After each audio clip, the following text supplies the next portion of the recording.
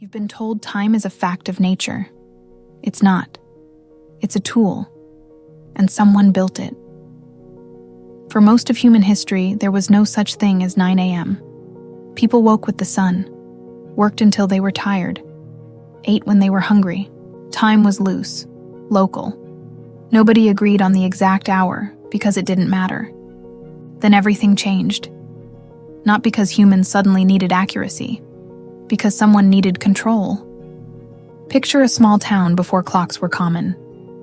Every village kept its own version of noon, based on when the sun sat directly overhead. 20 miles away, another town's noon might be 11 minutes different. Nobody cared. Life didn't require that kind of precision. Then came the railroads. Trains needed schedules. And schedules only work if every station agrees on the exact same minute. So companies did something remarkable. They invented time zones and forced entire regions to abandon their own local time.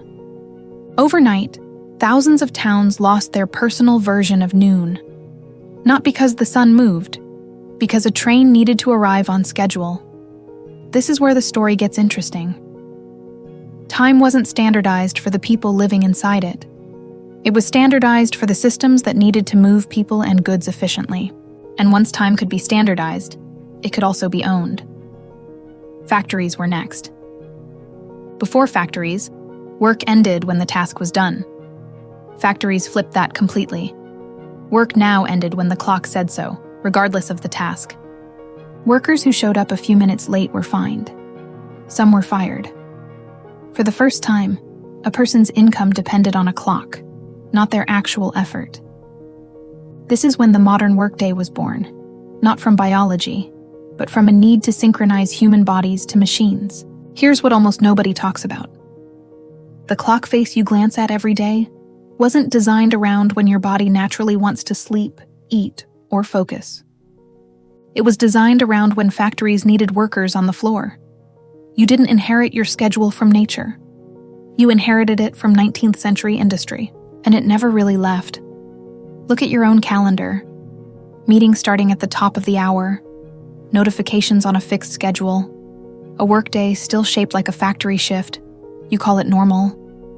It was actually somebody's design decision, made over 100 years ago, that you never got a vote on. Even the 7-day week isn't a law of nature. Different civilizations used weeks of 4, 5, even 10 days, before one version won out and spread. There's nothing sacred about 7. It just happened to be the version that stuck. The calendar itself has the same story hidden inside it. For centuries, different empires ran on different calendars. One ruler simply deleted 10 days from the calendar to fix the drift.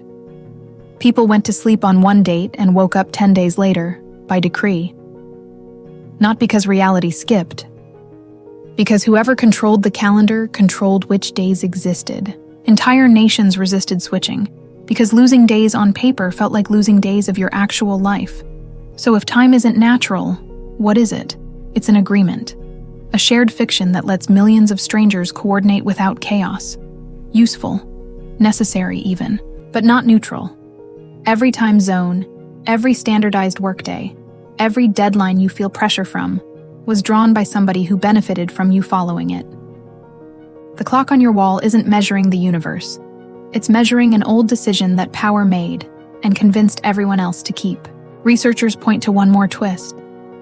Even your body runs on its own internal clock, tuned over millions of years to sunlight, not to a factory bell.